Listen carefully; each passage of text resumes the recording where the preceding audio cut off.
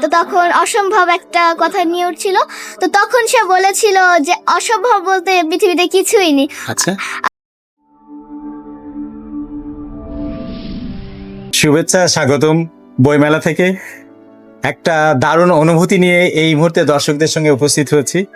80 বছরে সারাবান তোহরা নামে একটি অটোগ্রাফের সংকলন নিয়ে বসেছি এবং যে অটোগ্রাফটি গ্রহণ করেছে আমার পাশেই সারাবান তোহরা। তোমাকে স্বাগত জানাচ্ছি। দর্শক যারা যুক্ত আছেন, আমি কিন্তু খুব সুন্দর একটি মানুষের সঙ্গে বসেছি মনে হচ্ছে। তার হাসি এবং তার এই কর্মকাণ্ড আমাকে খুব উজ্জীবিত করেছে।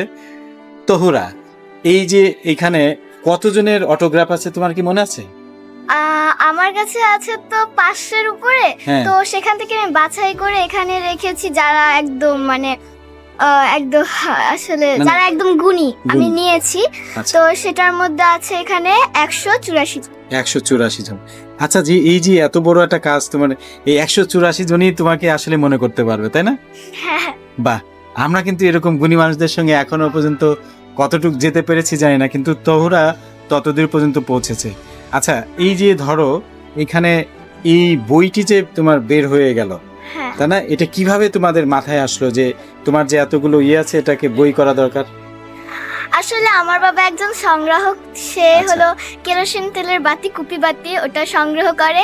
হ্যাঁ। আমার তো হলো জন্মটা একজনের সংগ্রাহক বাড়িতে।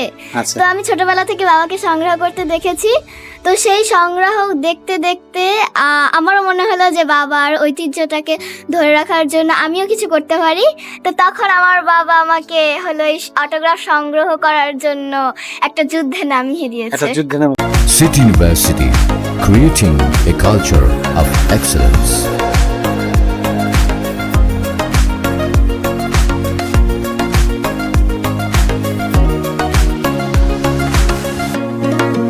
Better Bangladesh for a better tomorrow, for an achievement of excellence. দর্শক, আমরা আসলে তোহরার এই যে তার বাবা সংগ্রহ কুপিবাতি সংগ্রহ করে, হ্যাঁ। তোমার বাবার পরিচয়টা একটু বলতে পারবে? উনি কোথায় কি করেন? আমার বাবার নাম মোহাম্মদ শহীদুল ইসলাম। তিনি একজন সংগ্রাহক এবং তিনি একজন পেশাজীবী। কোথায় উনি জব করে? বাংলা একাডেমিতে। বাহ, বাংলা একাডেমিতে তিনি জব করেন। আপনারা তাকে অবশ্য সবাই চিনেন একজন সংগ্রাহক হিসেবে। আমরা তোহরার কাছে ফিরে যাচ্ছি। এই যে যারা যারা তোমাকে অটোগ্রাফ দিয়েছে, হ্যাঁ। এর মধ্যে ধরো দুই একজনের নাম বলো, তাদের একটু স্মৃতি মনে পড়ে। প্রথমেই আমি বলছি হলো ভাষা সংগ্রামী আহমদ রফিক। আচ্ছা। তার বাসায় আমি গিয়েছিলাম। তারপর সে আমাকে বলেছিল তুমি একটা হলো তো তুমি গান শিখো। আচ্ছা। তুমি আবার আমার বাসায় আসবে গান শিখে, তখন তোমাকে একটা গীতবিতান দেব। কিন্তু দুঃখের বিষয় হলো সে এখন আমাদের মাঝে নেই। তারপর হলো আব্দুল্লাহ আবু সাইদ। হ্যাঁ, আব্দুল্লাহ আবু সাইদের আমরা গিয়েছিলাম বিশ্ব সাহিত্য কেন্দ্রে। তো সেখানে একটা অনুষ্ঠান হচ্ছিল।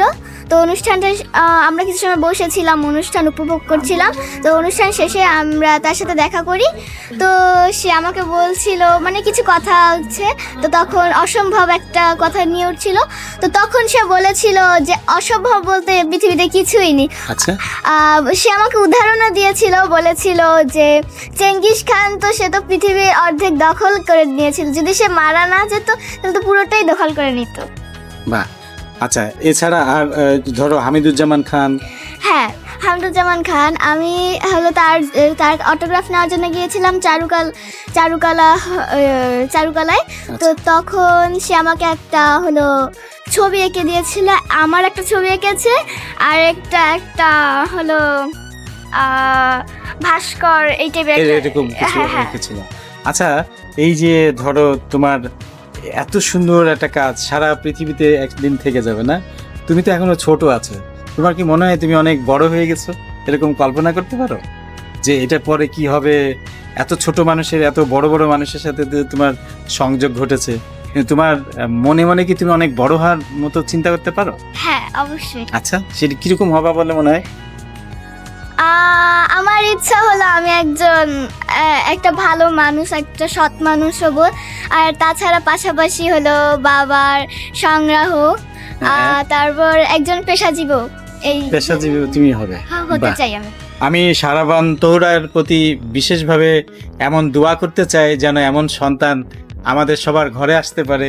তোহরা, তুমি এত ভালো, আমাদের এই যে এই বাঙালি জাতি তোমার মতো এক সুসন্তান হবে এই আশা আমরা সবাই ব্যক্ত করি। তোমার বাবা যিনি এই কাজটা করেছেন তার প্রতিও আমাদের কৃতজ্ঞতা থাকলো।